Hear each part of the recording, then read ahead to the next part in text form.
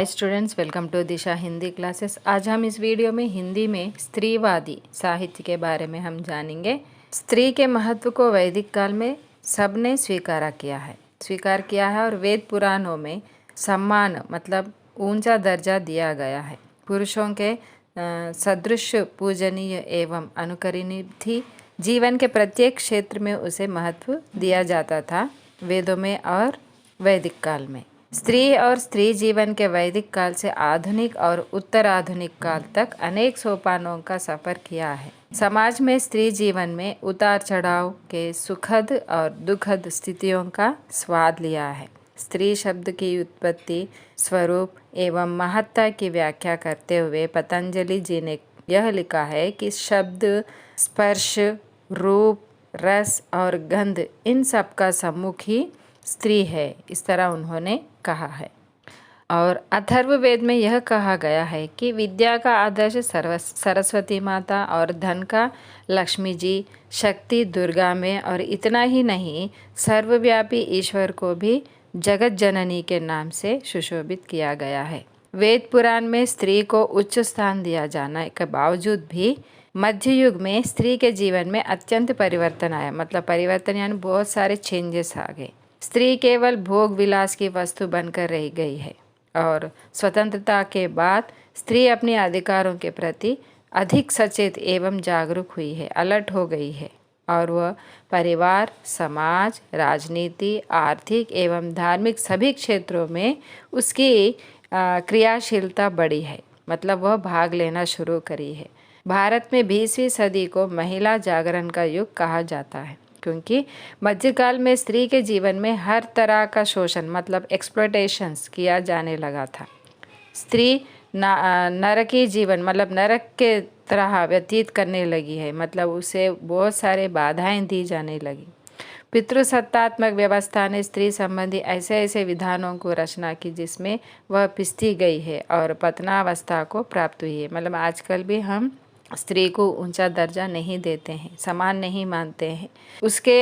उस पर अत्याचार कैसे लगता था उसका ही चित्रण हम स्त्रीवादी साहित्य में देखने को मिलता है। मतलब यहाँ पर स्त्रियों पर शोषण किया जाता है। शोषण यानी उनके ऊपर एक्सप्लॉयटेशन किया जाता है। स्त्रीवाद क्या है? स्त्रीवाद जो यह शब्द अर्थ क्या है? स्त्री और वाद दोनों शब्दों से यह बना है। स्त्री वैदिक संस्कृत शब्द है। स्त्री शब्द कहाँ से लिया गया है? संस्कृत से लिया गया है। यह स्त्री शब्द की व्युत्पत्ति अनुसार स्त्री सूत्री, जन्मदात्री, अर्थात वह परिवार की सूत्रधारक होने से ही स्त्री कही जाती है। मतलब हमारे परिवार की यह जन्मदाता है। कौन है? स्त्री है। भोलानाथ तिवारी के अनुसार स्त्री के लिए प्रयुक्त होने वाला यह शब्द अबला है, औरत, स्त्री, कबीला, कांता, कामिनी, त्रिया, दारा, नारी, मालिनी, मादा आदि है। वास्तव में स्त्रीवाद का सामान्य अर्थ स्त्री के संदर्भ में विचार विनिमय करना। स्त्रीवाद की परिभाषा एवं स्वरूप। स्त्रीवाद शब्द का अंग्रेजी में यह कहा जाता है कि फेमिनिज्म।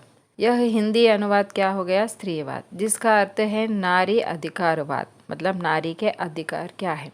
नारीवाद और महिलावाद आदि शब्द का उपयोग किया जाता है जिससे स्त्रियों को अधिकारों का समर्थन किया जाता है।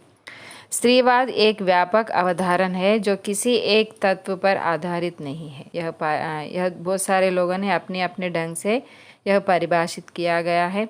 सुमन राजे कहते हैं कि इनके अनुसार शारीरिक और मानसिक और भावनात्मक रूप से स्त्रियों का दमन करने वाले पुरुषों को अपनी रक्षा करते हुए और साथ ही स्त्रियों को दबा कर रखने की पुरुषों में जो प्रवृत्ति होती है उनका उन्मूलन विधियों को अन्वेषण करने वाली चेतना ही स्त्रीवाद है। स्त्रीवाद का स्वरूप जो एक ऐसा सामाजिक और राजनैतिक आंदोलन है जो समाज में पुरुषवादी संरचना को समाप्त कर स्त्रीवाद पुरुष भेद रहित समाज रचना की वकालत करता है। मतलब यहाँ पर यह कहते हैं कि स्त्री और पुरुष दोनों भी समान हैं, दोनों को भी समान अधिकार मिलनी चाहिए जिससे स्त्रियों को भी पुरुषों के बराबर अपनी उन्नति का अवसर मिल सके।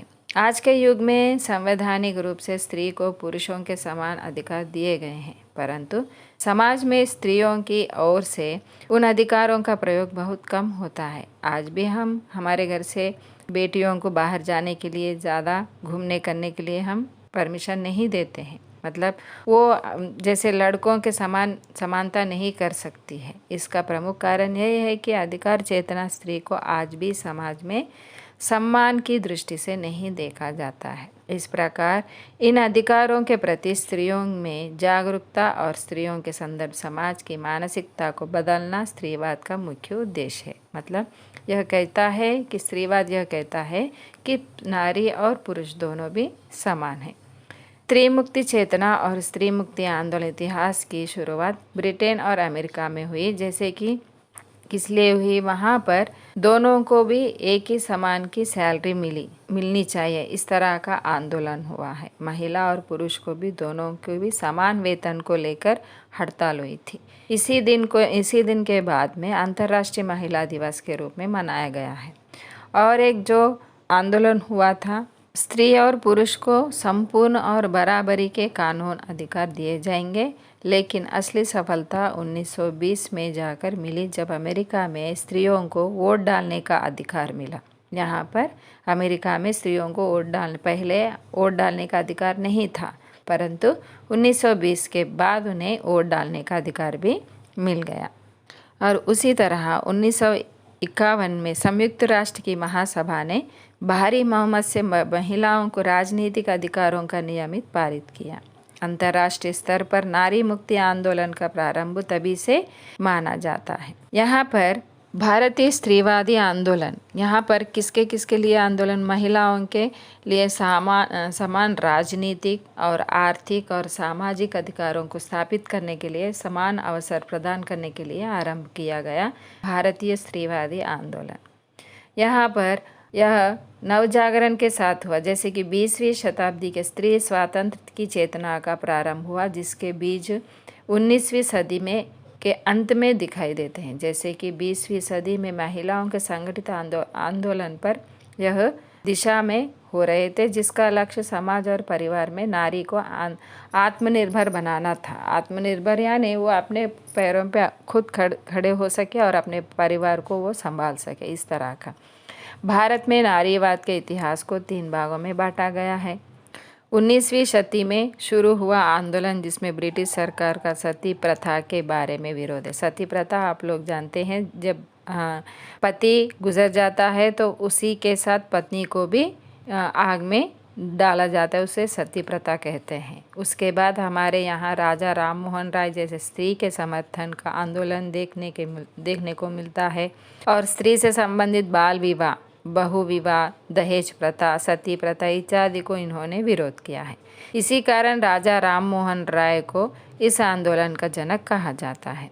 और महात्मा ज्योतिबा फुले और सावित्रीबाई दंपति ने भी भारत में स्त्री शिक्षा एवं स्त्री जागृति का कार्य किया है। भारतीय स्त्री शिक्षा के उद्धारक के रूप में इन दंपति को माना जाता है, जिन्होंने सवर्ण स्त्रियों से लेकर निम्न जाति के स्त्रियों तक अधिकार दिलवाने के लिए ये काम किए थे। महिलाओं को कानूनी रूप से अधिकार दिलाने के लिए पैतृक संपत्ति में हिस्सा के लिए डॉक्टर बाबा साहब अम्बेडकर ने भी हिंदू कोड बिल बनाया है। और भारतीय नारीवाद आंदोलन द्वारा की गई प्रगति के बावजूद भी आज भी आधुनिक भारत में महिलाओं को अन्याय और अत्याचार, भेदभाव का सामना करना पड़ रहा है। इन्होंने नारी के अधिकारों का संरक्षण और पितृसत्तात्मक व्यवस्था के तीव्र विरोध का स्वर मुखरित होता है। इसीलिए स्त्रीवाद का शुरुआत हुआ है। तो बच्चों, मैं आशा करती हूँ कि आपको यह वीडियो अच्छा लगा हो तो मेरे वीडियो को लाइक कीजिएगा और अपने मित्रों को शेयर कीजिएगा। धन्यवाद।